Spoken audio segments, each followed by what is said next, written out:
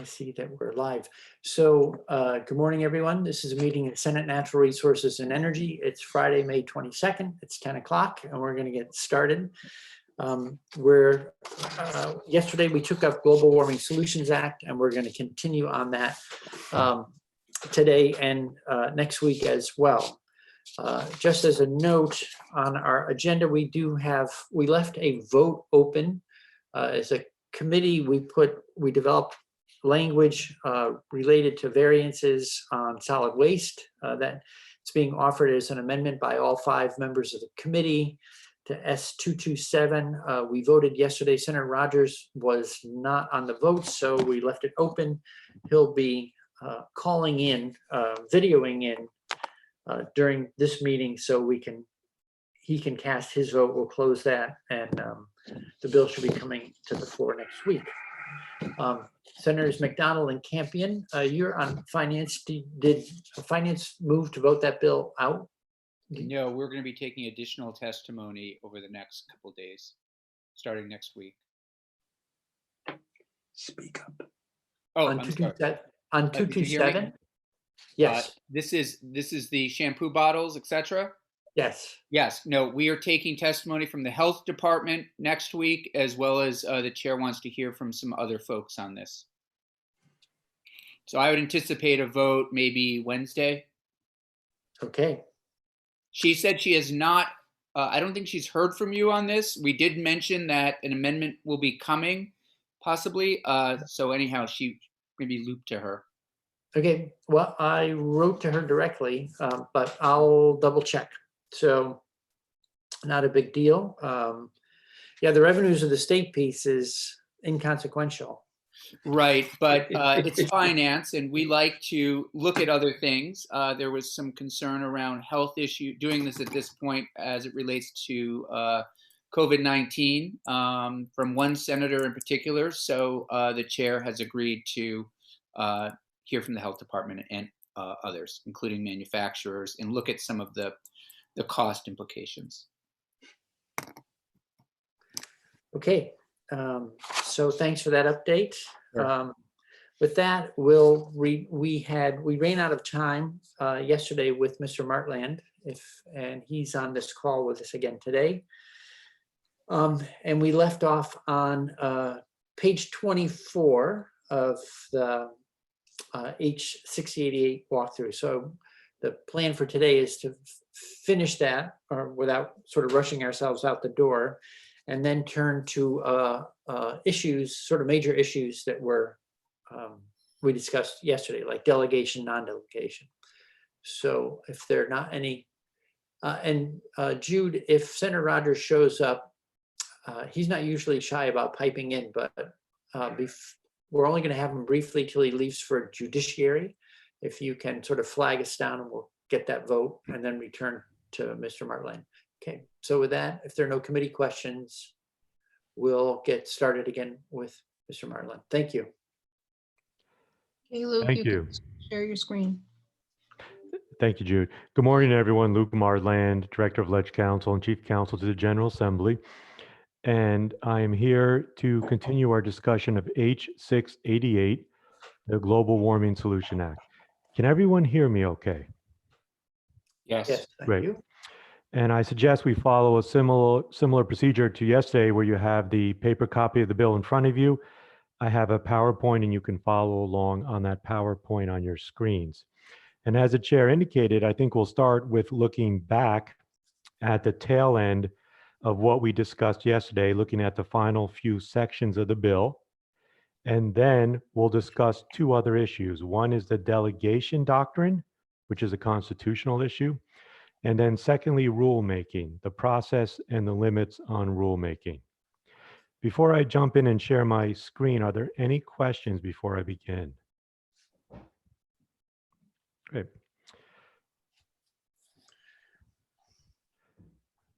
So as you will notice, I'm pulling up a PowerPoint, and I think all of you should be able to see that. So let's begin by reminding ourselves of the steps and how this bill works and how the pieces fit together. This is the Same visual I showed you yesterday. You remember there's mandatory greenhouse gas reduction requirements.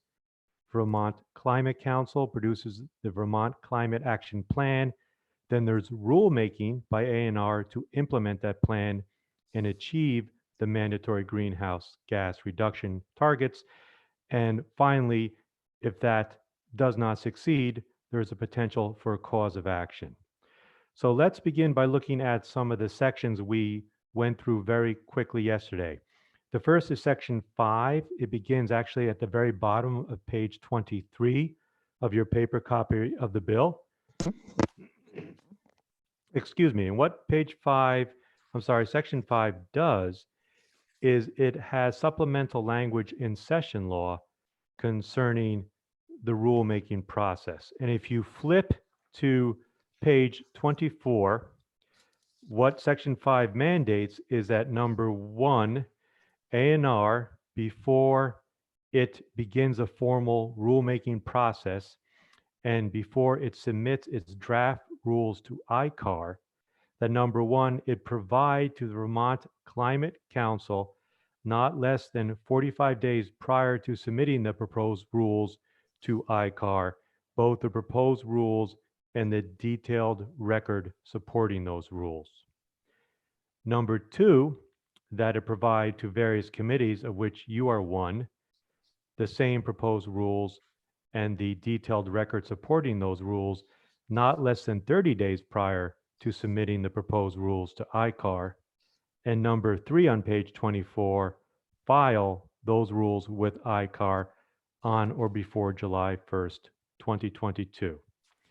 So what this session law language does is it adds another layer where A&R in essence has to run its proposed rules and the basis for those proposed rules by the Climate Council and by various committees, including your committee, before it begins the formal rulemaking process. As the chair pointed out yesterday, you don't vote to approve those proposed rules. It's an oversight function. But the assumption would be that if you look over those rules and there's some issue you wish to discuss with A&R, that is the time to do so before the rules are submitted to ICAR. Are there any questions about that? I don't have a good sense of the timing of this. Is this something likely or is designed to happen during a legislative session so that committees would, be meeting, and if we thought really there was something compelling that we might even consider a legislative adjustment at that point? Yes, it is. Let me jump ahead actually and show you the summary of the time frames. This is the same slide you saw yesterday, but this is the time frames contained within the draft bill. So you'll see the third bullet point, the council adopts a plan on or before December 1st, 2021. Then there's a period for A&R to develop rules. And you'll see that they file with the council 45 days before and file with the committees 30 days before. And then the next bullet point, before they're filed with ICAR on July 1st. So you see the dates, and these are approximations, but it would mean that the rules go to the council early to mid-May, so you still would be in session, and to the various committees, maybe late May to June, so you might be in session, you might not, but I think you would be able to have a meeting if necessary. That timeline for A&R to develop rules seems pretty tight, like 5 months. I'm trying to remember the exact number of days. But I think of it as generally requiring 8 months. That sound right to you? No, I think general requirement, you're right. The minimum time period when you add the statutory minimum time periods up is approximately 4 months. Yeah. So this does fit within that. It is extremely aggressive. As I said to you yesterday, it is a very aggressive and optimistic schedule without question. It does comply with the time period set forth in law, but it is a very, very tight schedule. Okay. Thank you. Going back to section 5 on Can it be- page, Yes, Senator Make- McDonald? Just, if this is helpful. Mr. Chair, my kind of overriding concern is that what we are discussing now assumes that two scenarios. One, the council has met and done its work and has produced a document and a plan, and the rules are being put forward. Or the council has not met, and in the absence of the council's meeting and in the absence of a product, the agency is putting forth rules in the absence of the planned process. So I kind of look at this law, what we're looking to pass is two things. One, the preparing a plan, and the other one is a default that if there is no plan. And so it seems to me that's sort of clear. So I guess the question is, if the council isn't called, there should be a mechanism like there are occasionally in other councils for the members of the council to call themselves to order to carry out the task. Right. That's my question. I don't believe the bill provides for that. And if it, maybe it does, but I didn't see it. Thank you. so in answer to your question, the bill does not specifically provide for that. You are correct. Which then, Mr. Chair, it Yeah. puts us, it sort of, somehow I look at what the LCAR experience, which I will be glad to outline if anyone is interested, and the current problem we have now with the absence of a telecom plan. It's three administrations. Three administrations have participated in not preparing the 10-year plan. And we now are looking at what do we do? And we have a telecom, we perhaps have telecom money available to spend, and we have no plan to spend it with. And we are in a dispute over how that money should be spent because we have no telecom plan, and someone is going to make, and that is an unfortunate situation to be in. Thank you. Well, and I think of another, so that's one kind of jam we can get in on these kinds of things. I also think of the comprehensive energy plan. So, which brings up for me two questions. We don't need to get stuck on these, but one is, what's the role of the comprehensive energy plan? I know it can be considered by this group, but it does seem maybe somewhat duplicative, right? The state does one every 6 years. The last one was much more, I'd say, forward-thinking and sort of assertive about what we might do. There were prior versions of that CEP that were more of an inventory of current practices as opposed to a plan for the future. So we'll have some sorting out to do, I think, to figure out what makes sense. And then we just also had the Governor's Climate Action Committee, I think it was called, develop plans. And I'm not sure where they have gone and if the Governor's Climate Action Committee is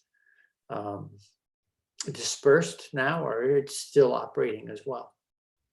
Okay. Thank you, Mr. Martland. Returning to page 24, we're still looking at section 5B in the middle of the page.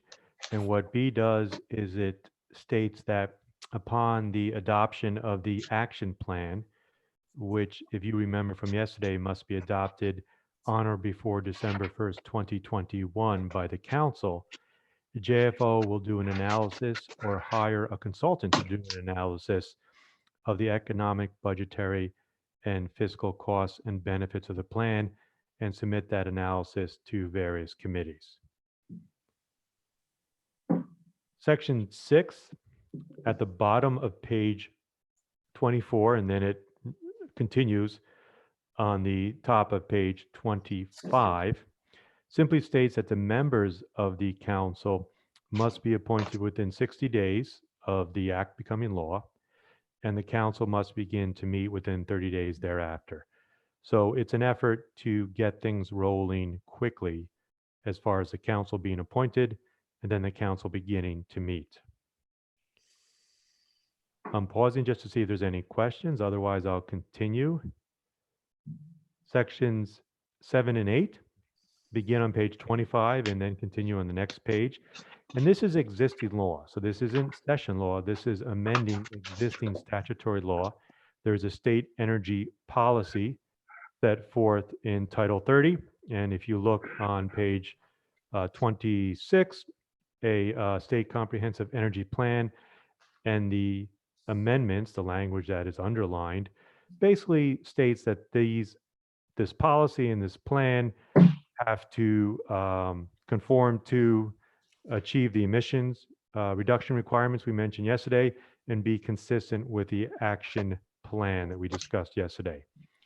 So really it just connects the existing law about the energy plan and the energy policy to this new requirement of reduction in emissions and the newly established council and the plan it will develop. Any questions about that? Section 9, towards the bottom of page 26, contains an appropriation in the total amount of $972,000 from the general fund to A&R to pay for 3 positions. As you'll see on page 27, section 10, it states that 3 positions will be established. These positions, according to the JFO fiscal note, would be a staff director, an attorney, and a data analyst who would support the council and its functions. And this appropriation of $972K, if you read the language in section 9, is meant to cover 2 years. So it's appropriated in the first year, but it's meant to pay for the costs of the council for that year and the following fiscal year. Any questions about that? And then finally, I do have a quick question on that one. So it seems helpful to lay out, the total cost as opposed to having anyone be surprised that there's a significant year 2 expense or something like that. But don't we appropriate just annually? So I'm not sure how the bill proposes to lay out 2 years of appropriations. Do we do that? it does do that in this bill. I think it is a little unusual. That's something maybe you could have a conversation with JFO about, or the chair of House Energy, why it was done that way. Okay, thank you. I assume it would be appropriate in year 1 and then carry forward to year 2 and be used in both years. Great. The effective date is upon passage. That's section 11 on page 27. Are there any questions about the language we've looked at so far? Well, then let me show you. I already showed you this slide, but this was a summary of the timeframes set forth in the bill. So this gives you an overview of the timeframes and the various stages. And we already talked about them, so I won't go through them again, but this is something that's available to refer to anytime. As we discussed, it is a tight time frame. Any questions about this? Okay, then let's move on. If you remember at the conclusion of yesterday's presentation, there were 3 issues that the committee thought it might want to hear more information concerning and discuss further, and that was the delegation, or sometimes called the non-delegation doctrine, the rulemaking process, and then finally the cause of action. And we're going to do the first 2 now, and I think the cause of action might be something that you look at starting next week. So the delegation doctrine is a constitutional doctrine and a constitutional issue. I think all of you are aware of the concept of the separation of powers, and pursuant to the Vermont Constitution, the supreme legislative power is vested in the General Assembly. As the Vermont Supreme Court has explained, the legislative power is a power to formulate and enact laws. The executive branch's role is to enforce and apply those laws, and the judicial branch interprets the laws. And it's a key principle underlying our system of government that these three core powers or core functions are kept separate. However, sometimes there's an overlap or blending of these functions or roles. Although the General Assembly is constitutionally prohibited from delegating its supreme legislative authority to another entity or branch, sometimes there's an overlap or blending of powers or responsibilities, and the Vermont Supreme Court has recognized that this sometimes is necessary to allow government to function and to respond to complex challenges and problems. And I think that three cases really explain how this dynamic works and how statutes might be analyzed by the Supreme Court if there is a delegation doctrine challenge. And those three cases are the Waterbury case from 1938, the Hunter case from 2004, and the MVP health insurance case from 2016. And I'll very briefly give you a little information about those three cases and then tie them together in at least my legal conclusion as to how the delegation doctrine would apply to this bill. So in the Waterbury case, which is from 1938, the Vermont Supreme Court held that a law that enabled the Public Service Commission to order the apportionment of the expenses of flood control projects between the state and various municipalities was unconstitutional because that law failed to provide any policy or plan or sufficient guidance as to how that apportionment should be determined. So this was a case where the Supreme Court struck down a law under the delegation doctrine. Hunter v. State is a Vermont Supreme Court case from 2004, and this case concerned the authority of the Secretary of Administration and the Joint Fiscal Committee to implement a deficit reduction plan to address a revenue shortfall when the General Assembly was not in session. And before the court reached its holding in that case, it emphasized that in a modern state, in our modern government and all the functions that our government is entrusted to carry out, there will be some overlap or blending of the powers of the legislative power and the executive power, and that this can be permissible, especially if necessary to allow government structures to respond to complex challenges and to function in our modern world. The Vermont Supreme Court also emphasized that the powers and functions of government sometimes defy simple classification as merely legislative or executive, and that as a result, the concept of the separation of powers is, quote, a forgiving standard.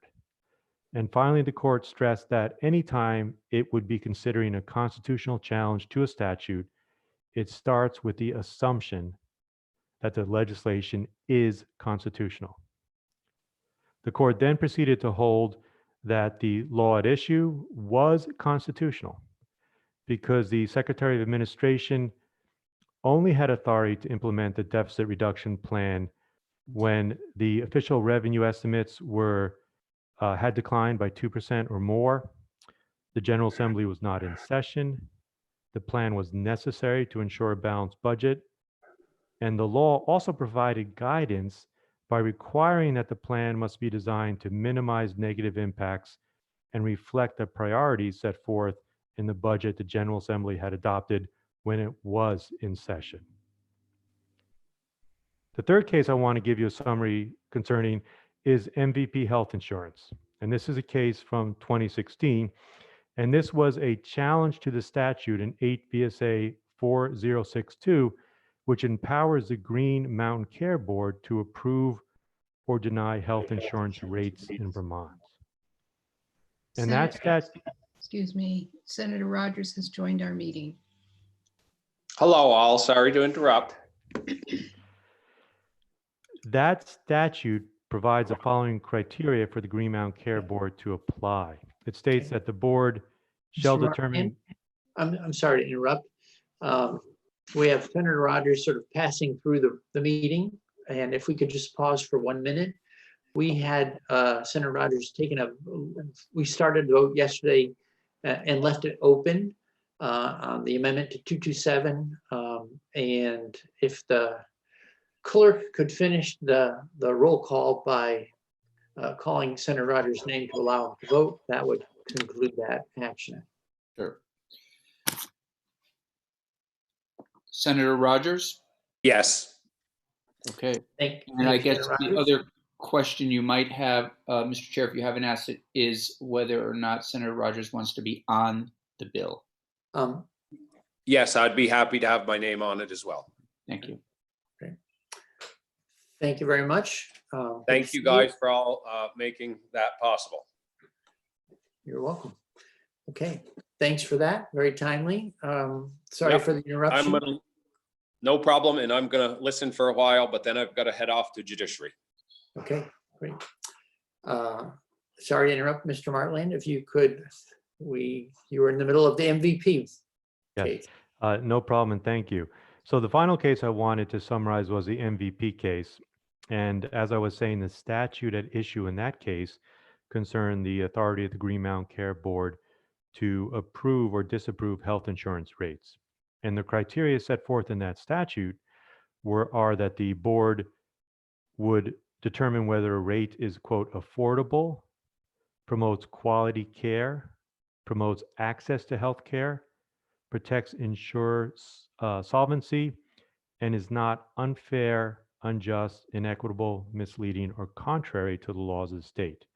So the argument in this case was that the statute was unconstitutional because it delegated the legislature's core lawmaking authority to the Green Mountain Care Board, and the statute failed to set forth sufficient standards or guardrails to guide the board's discretion. The Vermont Supreme Court rejected that argument and upheld the statute. And the Supreme Court held that the law was constitutional because the Green Mountain Care Board's discretion was curtailed by considerations of affordability and promotion to access to health care and other factors. And although those standards are, quote, general and open-ended, unquote, they reflected the practical difficulty of establishing a more explicit set of standards. And so if you apply these three cases to H688, I think there's a very good argument that the bill is constitutional. You never can guarantee a result if a case is litigated. So I can't, and I don't believe any other attorney could say with absolute certainty what the result of litigation would be. But I do think that applying this precedent, there's a very good argument that H688 would be deemed constitutional, at least in light of a delegation doctrine challenge. And the reasons I say that are as follows. I think that the bill contains multiple criteria that define what the plan must contain and what objectives the initiatives, programs, and strategies set forth in the plan must seek to achieve. That the bill requires that A&R's rulemaking must be consistent with the plan and with those specific initiatives, programs, and strategies, and with the objectives and criteria. And in addition, and this is something that's important not to forget, the plan and any resulting rules have very clear numerical targets that must be achieved. And so if you look at those objectives and criteria and targets in comparison to the cases we just discussed, I think that there's a strong argument that these are more specific and more focused than, for example, the criteria set forth in the law upheld in MVP health insurance. And I also would stress that, as I indicated in the Hunter case, the court starts by assuming a bill or a law is constitutional. So in light of this precedent, what's in the bill, and in light of this background we've just discussed, I think it's a strong argument that H688 would survive a delegation doctrine challenge. However, Yeah, the idea of separation of powers is not just a constitutional construct or issue, it is also a matter of policy. And what I mean by that is now wearing the hat of your attorney, your chief counsel. My job is to defend the powers and prerogatives of your institution. And what you're doing in this bill is handing a great deal of responsibility, but also a great deal of power to the executive branch to promulgate rules to achieve an objective. And of course, you could do this through other means, such as example lawmaking. And so, although I think the bill is constitutional, it does raise a policy issue for you to weigh, as you think appropriate, of whether you want to hand over all this authority and responsibility to A&R to achieve this important goal. okay. So one thing is, can you send the committee and Jude those 3 cases in case people want to read more carefully? The opinion. You want the actual case decisions? Yeah, thank you. I believe I can. I don't know if it'll be a link or a PDF, but I believe I can. I'll look into that. Okay, great. Sure. Another quick, Mr. Chair, Senator McDonald. I hate it when I say I'm not a lawyer, but I'm not. The General Assembly in this bill is ceding the power to make a plan to a council. And that plan would, when written, would be available for the legislature to see. And the legislature could intervene and pass legislation that prohibits any, some, or all of the actions in the plan produced, and thereby thwart any rules to be promulgated. This and the Green Mountain Care Board ruling granted the Green Mountain Care Board authority to make a bunch of decisions. The only authority being granted in the first part of this bill is to the council to make a plan. And then there's a second part of this bill, which is for the administration to make decisions, to make rules, to carry out the plan that the legislature has already seen. So the validation of the Green Mountain Power thing, I think, is a different kettle of fish. So and only if the administration makes rules in the absence of this council's plan, and we, the legislature, from the get-go, say that's okay, by golly, that might be a dangerous delegation. So it goes back to my point that it goes where it goes. And perhaps Luke would comment on that. Thank you for indulging my comments. I think it is a slightly different kettle of fish, as you put it, slightly different construct. But I think the constitutional analysis would be similar, is does the legislation, the law, give sufficient guidance and constraints to the executive branch in carrying out its duties? And in this case, H688, I believe it does. There is that intermediate step of the council creating the plan. You are correct. But I think that gives guidance. And then A&R is bound to try to follow that guidance and achieve those objectives. And of course, the greenhouse gas reduction targets are set forth in statute. And so I do think that there's a strong argument that there's sufficient guidance to render the bill constitutional. I don't think it being slightly different in the structure would change that analysis substantially. Those- I think I'm appreciate that that clear delineation or subtlety that Lucas pointed out. But we have in statute right now,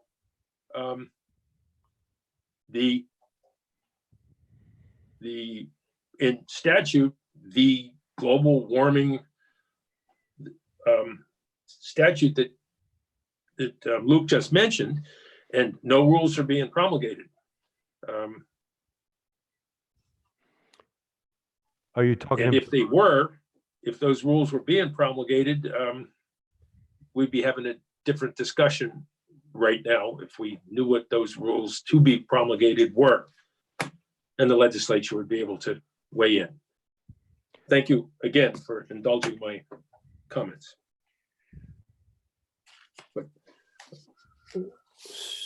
I think you lost, Yeah. Well, Luke, please go ahead. I have a question. Yeah, okay. Did you have a question, Senator Bray? Well, I'm just trying to make sure I understand what Senator McDonald's alluding to.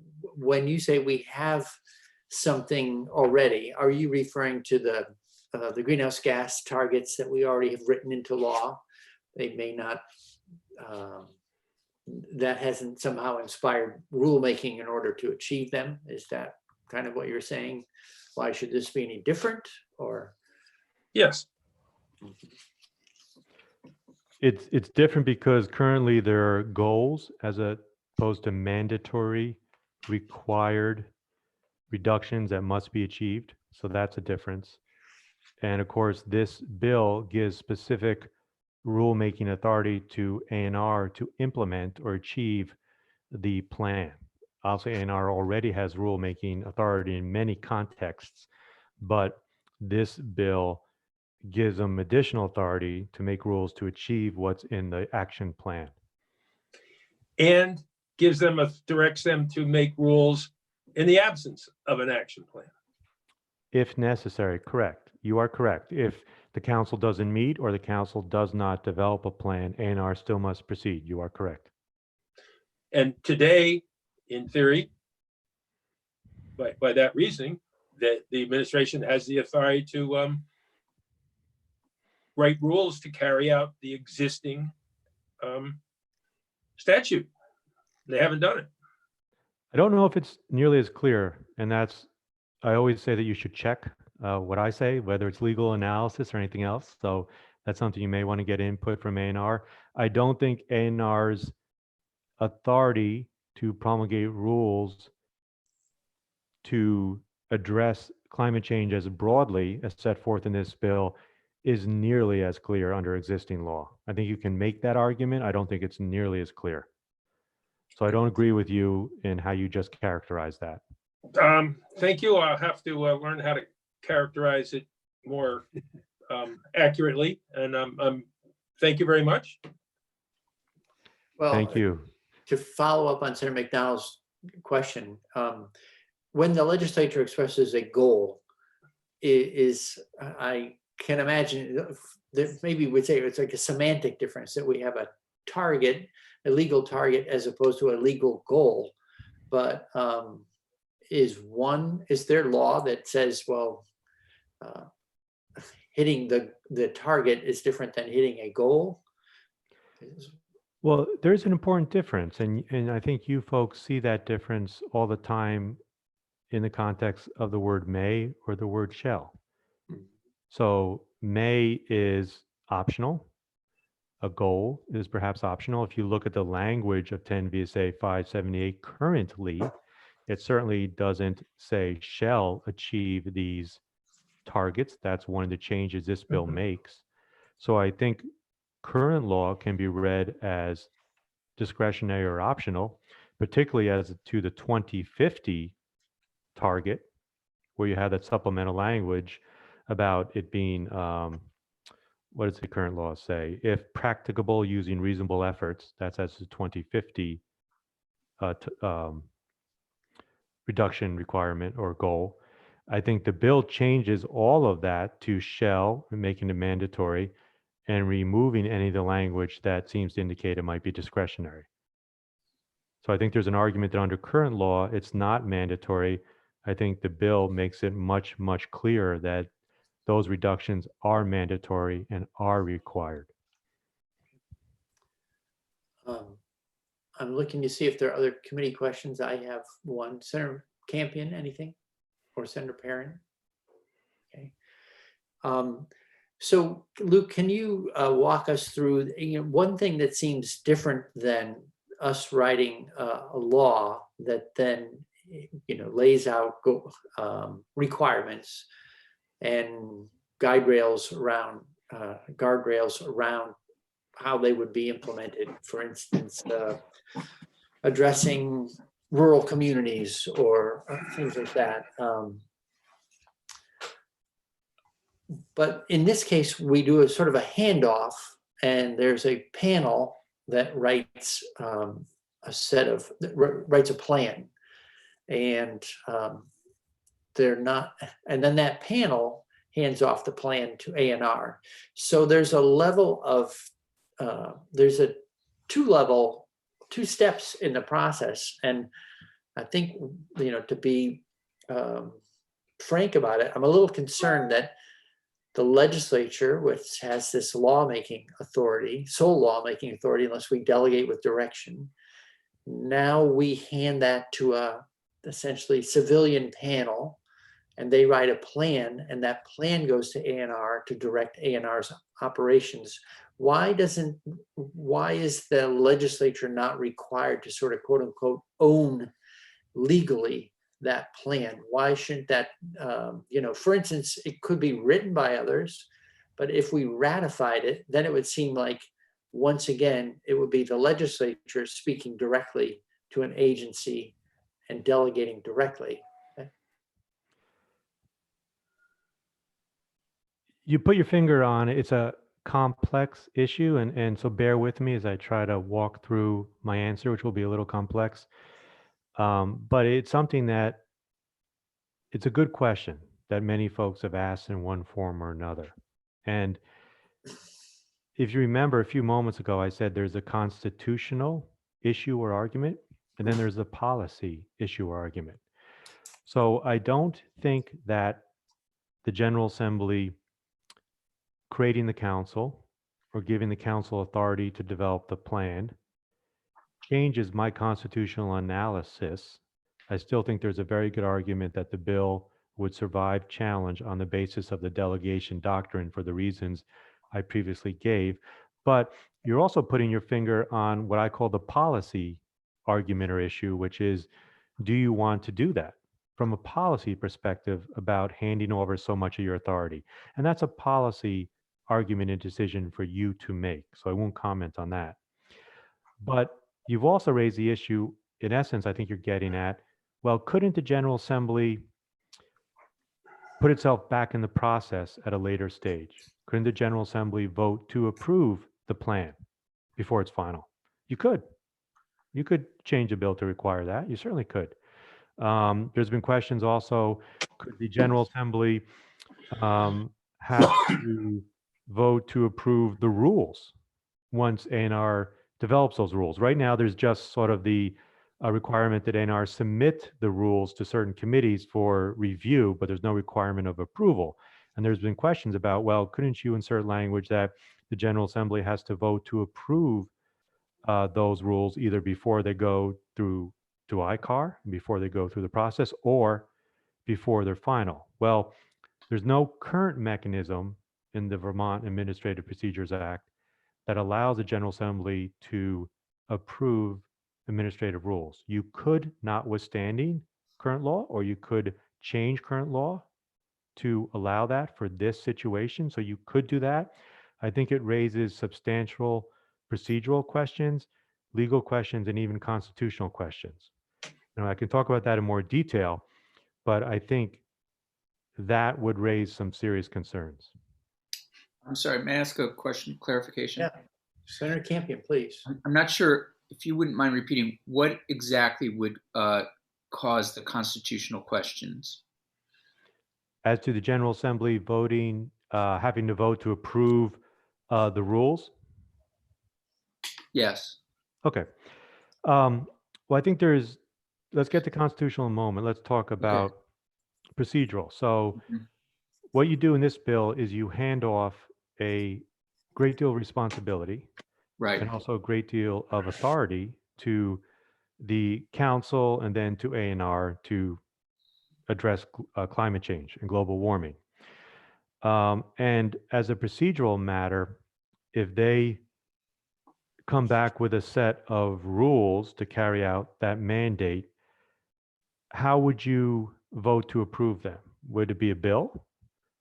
Well, a Right. bill would obviously have to go through committee, both bodies, be presented to the governor like any other bill. And if Yes, you do a bill that's one way. to approve the rules, why don't you just pass a bill doing what the rules would have done in the first place? Mm-hmm. I don't think you can do it through a resolution because a resolution, according to law from the Vermont Supreme Court and the US Supreme Court, cannot be legally binding. It cannot alter the legal rights or duties of a party. So I don't think you can give your stamp of approval via a resolution that has any legal weight. As I indicated, if you did it through the bill process, why not just do a bill? Mm-hmm. In addition, so that's the procedural issues. It raises a constitutional issue, and this gets a little complex. So hear me out, and then I can explain it if I wasn't clear. If in H688 you're handing over this responsibility and this authority to the executive branch, in essence, you're handing it off to A&R to do the rules, to address climate change. If you hand it off, I think it's problematical to try to then take it back and to say, we're giving it to you to achieve this goal by rulemaking. Oh, but by the way, we have to then approve what you've done. And I think it's not necessarily clear. I don't think it's something that's been litigated. It's something that attorneys may disagree. But to me, it would raise that constitutional concern. So this is getting a little bit in the weeds, a little bit No, but it's helpful. It's murky, helpful. but I think you understand what I'm trying to convey. Yeah. Thank you. Mr. Chair, Yes, please. there are two examples where the legislature directed the administration to come up with rules or rules that the administration would recommend that be implemented, and that they had to come back to the legislature. The first was in your county, Addison, about changing the 10-acre loophole and establishing sewer disposal rules. And the legislature demanded that passed into law that the agencies would come up with the rules they intended to put forth and then hang on to those rules so the legislature could review them and act on them or not. And that such actions had to be taken in a certain time. And the agencies did that. The legislature looked, the legislature blessed by inaction those rules, and they were introduced and took effect. That was case one. Case two was more recently when the legislature directed the agency to the PUC to come up with rules that they would propose to regulate net metering issues. And that was passed into law, and the PUC failed to write those rules and submit them to the legislature in the time frame. And when the legislature went home, the PUC then used the rules that they had not delivered, the proposed rules they hadn't delivered on time, to implement rules that the legislature had not authorized, and LCAR objected and said that these were not properly done. They had not followed the law. And the utilities all went and accepted the rules and changed their bookkeeping and put new things in practice. And then the legislature had to cave because undoing all those things would have been timely and disruptive and et cetera, et cetera. There is a precedent for doing it. And there is also an administration's ability to not comply with it. So it's not an unprecedented thing to demand to see the rules before they're implemented. And sometimes those plans work and sometimes they go awry. And I feel that we are on this bill faced with a similar choice on how to move forward. Again, thank you for allowing me to make those comments in this situation. Senator Perrin. Yeah, I mean, just as general policy, I don't tend to like how much power the legislature turns over to groups in writing these rules and not having stuff. So I'd be uncomfortable just from a policy perspective, not taking this issue that this bill's taken in, but just from generally, I don't like it when we do things like this. So I wouldn't be in favor of allowing them to write rules and go right to the administration without us having some oversight of that. Okay, thank you. Senator Campion, anything? Okay, I do have one. Well, I would just say, I Please. feel that, I have a similar concern to that of Senator Parent's, not checking in, not, giving that kind of power away is also concerning to me. Okay. Well, I also, I'll fess up from my perspective as a legislator, it does seem very convenient to, rather than continue to quote unquote own the challenge of addressing climate change, to do this handoff to a panel and then to rulemaking. I mean, I think we make ourselves absent out of one of the more critical policy choices and that we'll make in our legislative careers, probably. Well, it's, and I shouldn't just say, sorry to interrupt, but just want to add that it's not the power, that I'm concerned about giving. It's just we're elected to make these decisions and play a role to represent our constituents' values and views and positions, and to delegate that doesn't feel right without us being somehow involved. Okay.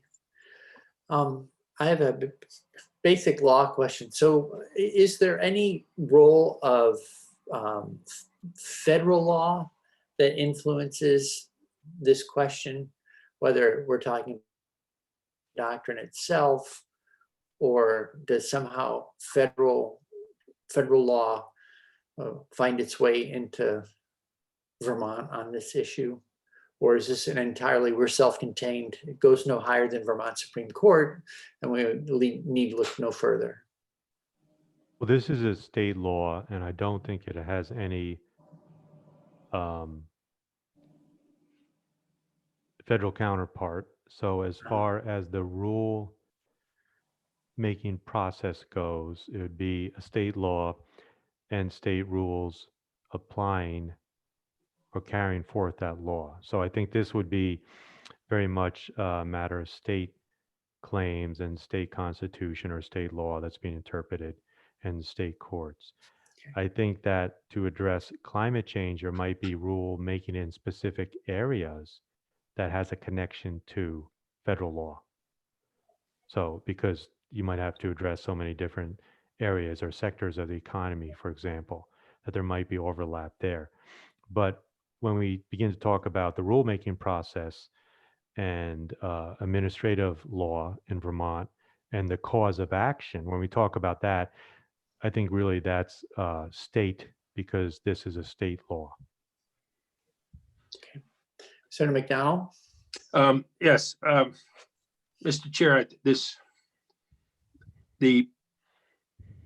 if the administration can move forward today and promulgate rules based on our climate goals, then perhaps they should do that. And we can have the legislature can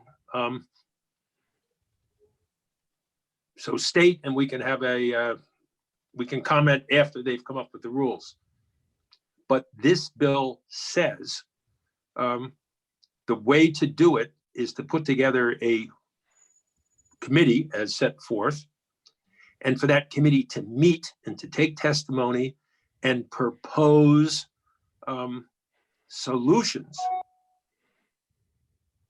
that would be put into rule. And that route of action as set forth in this bill provides the legislature with an ample opportunity to participate, weigh in, influence, or curtail or endorse that set of actions. If this law passes and that committee does not meet,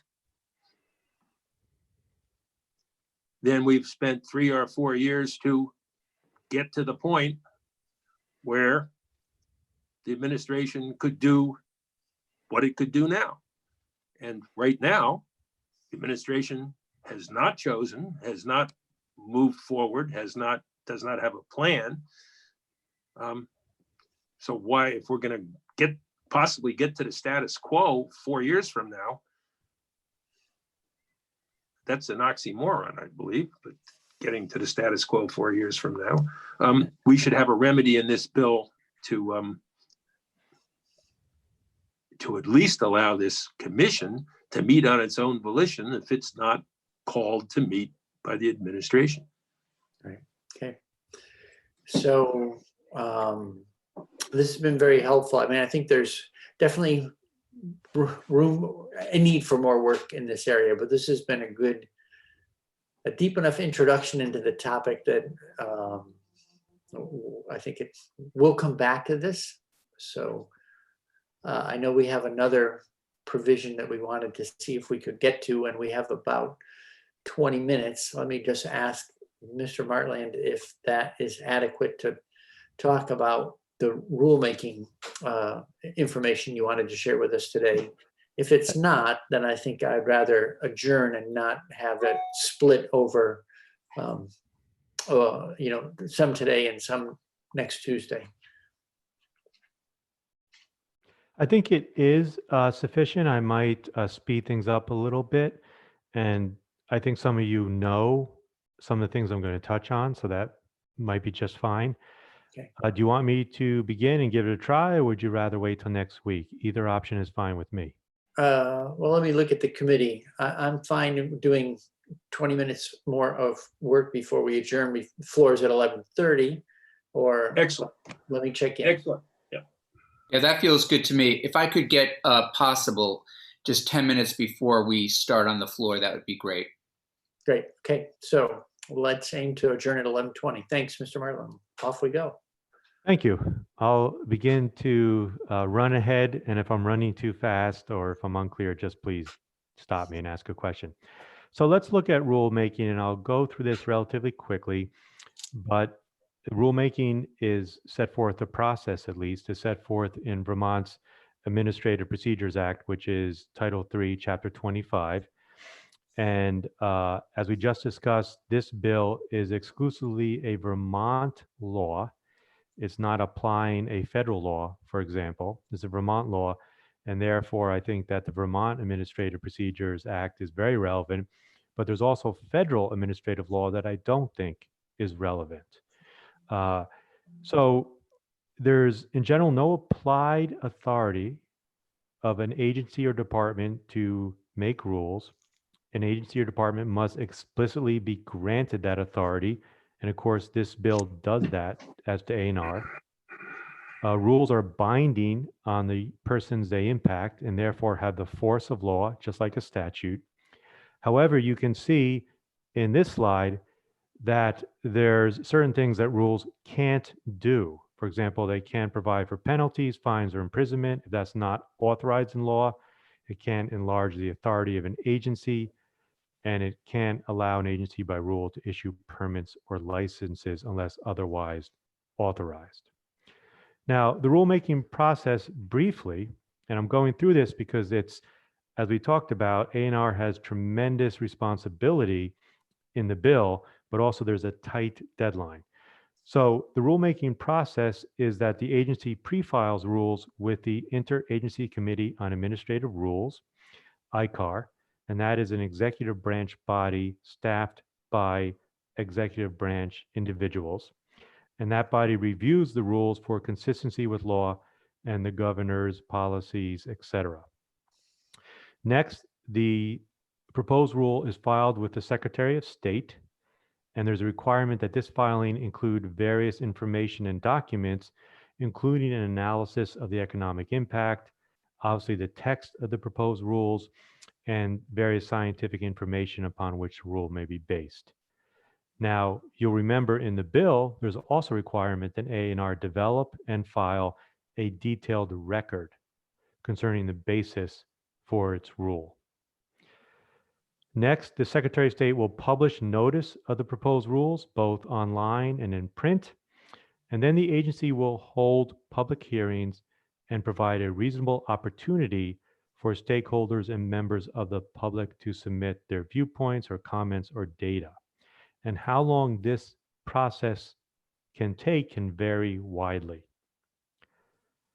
When the agency has developed a final proposed rule after that public engagement process, it will file that with the Secretary of State and with LCAR. And we'll talk about LCAR's role in a moment. And this material is often distributed to the chairs of the relevant committees. And the material, as you know, who have served on LCAR, includes a record of and an explanation of how the rule is within the agency's authority, why it's not arbitrary, the strategy they follow to maximize public input, etc. And then LCAR reviews the rule and can object within 45 days. And finally, once the rule has been adopted and is final, it is filed and becomes effective. So that's a very quick overview of the stages of the rulemaking process. I want to next talk about LCAR's role because this is important to understand in connection to the bill. And I know some of you know this, but I'd still like to go through it. And if I'm going too fast, just please slow me down. So LCAR could approve a rule. It could also approve a rule with modifications agreed to by the agency. It could take no action on a rule, or it could object to a rule. And LCAR can object to a rule on 7 grounds set forth in statute. And they include the rule being beyond the authority of the agency, contrary to the intent of the legislature, arbitrary, which is a defined term in statute, the agency failing to have maximized public input, or the rule not being written according to the required style, or the economic and environmental impact analysis not being sufficient. So there's a list of 7 grounds upon which LCAR can object, but they're rather limited. And as you can see, simply disagreeing with the policy choices made by the agency is not one of those grounds. Now, if LCAR is considering objecting, it can recommend that the agency amend or withdraw the rule. The agency can certainly respond to that objection and may, quote, may revise the rule, but the agency does not have to revise or change the rule. And if at the end of the process, LCAR's objection is not withdrawn, LCAR can vote to certify its objection and file it with the Secretary of State.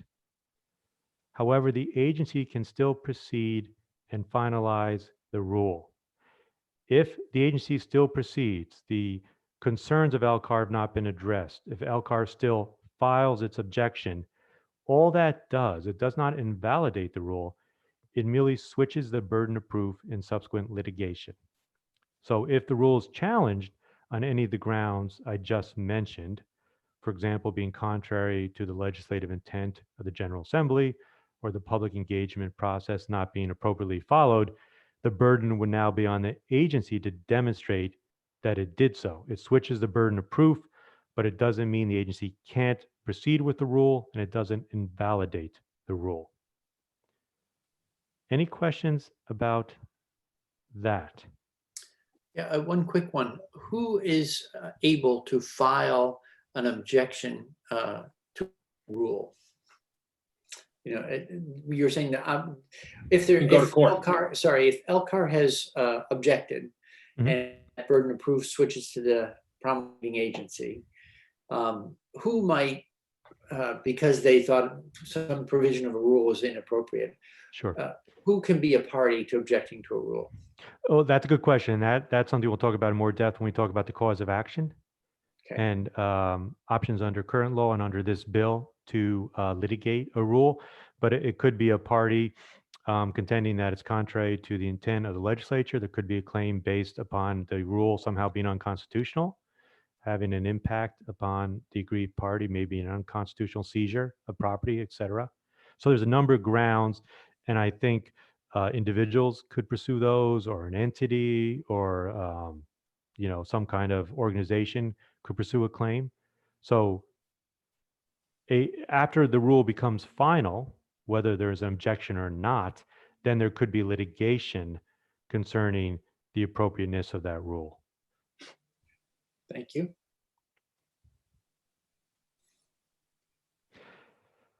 Proceeding on, I just wanted to highlight for you, and I think those of you on LCAR are certainly aware of this, the time frame under statute is at least 4 months. Often, as you indicated, Mr. Chair, it's much longer, and it could depend on the complexity of the rule, the length of the public engagement process. It could depend on a lot of things. Also, rules can be quite costly, both staff time, public engagement time, scientific and technical support, et cetera. So it can take time and it can cost money to develop rules. And the final slide I wanted to show you concerning rulemaking is the same slide I showed you earlier. I simply highlighted in text the circle back provisions in the current bill, but we've already discussed that, how A&R must go to the council and go to certain committees to run the rules by those bodies before they begin the formal process. That was much quicker than I thought, and that was my review of the rulemaking process and LCAR's role. Are there any questions? Well done. Yeah, that's very helpful. All right, I'm just looking at that. Oh, can you go back to that? You want to go last- back? Certainly. just My the apologies. last- Yeah, well, I'm looking at rules filed with ICAR July, and then LCAR process July through December. So the legislature will not be in session under this current timeline. It won't be in a position to review anything before it would move forward. But and we have asked for in the past, we've tried to set up timelines, as Senator McDonald has said, where a draft rule would be brought to a committee of jurisdiction. The idea was we'd be in session, we'd have a chance to see where it was going and take legislative action if we said, well, this is contrary to the desires of the legislature. But I think we have mixed results with using that gateway because more than once I've seen us leave and then the rules are presented and we're not in a place to act. So, and there is no part of APA, as I understand it, that says you need legislative approval before continuing. That would kind of undermine. No, LCAR APA. really is the legislative body that weighs in on rules, but they don't have to approve rules for them to proceed. You are correct. Yeah. Mr. Chair, Senator McDonald. in the two cases that I presented, one on the resolving the problem of septic in the state and the other one on resolving the net metering issue, when LCAR objected to the rule, And the utilities went ahead and did what they did. And we, as a legislature, thought that the remedy to the failure that had taken place was more costly and disruptive than correcting it. And we went along and didn't take an action that would have caused a lawsuit and would have caused great disruption. Following our action in the legislature, when we did that, we received a letter from the Public Utilities Commission apologizing for what they had done and said that what they had done was not correct and that they wouldn't do it again. And that this what happened last time when we put something into motion that was supposed to have a lot of public input and people were supposed to be heard as they would be heard before this council of 22 folks. My only concern with this bill right now is that if that council doesn't meet, because it's not called and it doesn't make a recommendation, that the administration is free to promulgate the rules that it wishes to promulgate, and then we would possibly lead to yet another court action. So I'm repeating myself, and I will stop and thank Mr. Martland for having given a clear and concise explanation of the rules process. Okay. Well, it sounds like we all have different points of discomfort around this kind of handoff and process that we'll need to work our way through.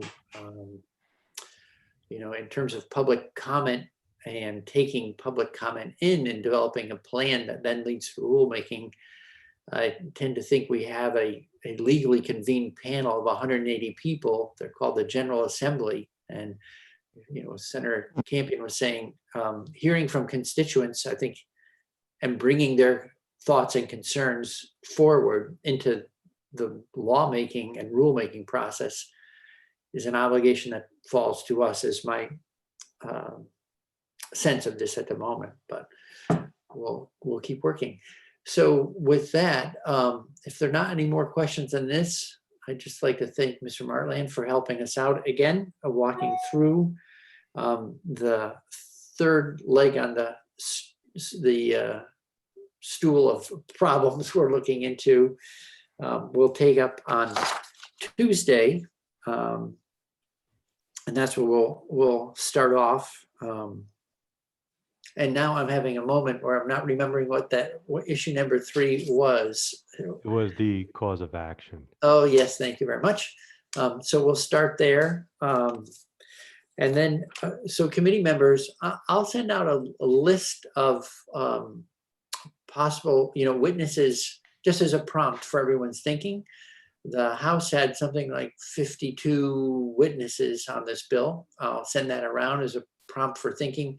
And I invite you to, always, when we're doing bills, if you have witnesses you believe we ought to be hearing from, please let me know and we'll work to build them into the schedule. We don't have an expansive amount of time, but I think we can cover with short, concise visits like today, we can cover some important ground and make good progress. So with that, Mr. Chair, would it be appropriate for us to ask Mr. Martland as a group or individually to provide us with some amendments that might ensure that the appointed committee in this bill meets in the event that the Secretary of Administration doesn't call it to meet? I'm so, yeah. Well, yes, thank you for being so polite about asking. I would say any member of the committee can ask for some drafting to be done. And I know that is something we've seen the legislature stymie down before. So it seems prudent to think about getting some language that would help us address that possible then. So perhaps that would be, we could, Mr. Martland could provide a couple options so that at the next meeting we could hear them. If not decide on them, at least understand what might be available move things forward. Thank you, Mr. Chair. I would be glad to work with you, Senator. I don't know if I'll have it for the next meeting. I hope to enjoy the weekend very much, but I can definitely Good. work on it. And I can talk Okay. to you about options. We'll get there. Maybe Thank just you. not by Tuesday. if that's Thank you, okay. Lou. All right. Okay, great. So again, I'll send that list around. Thanks, everyone. Thank We are you. done for today, and see you in 13 minutes on the floor. So we're adjourned. Thanks very much, everyone.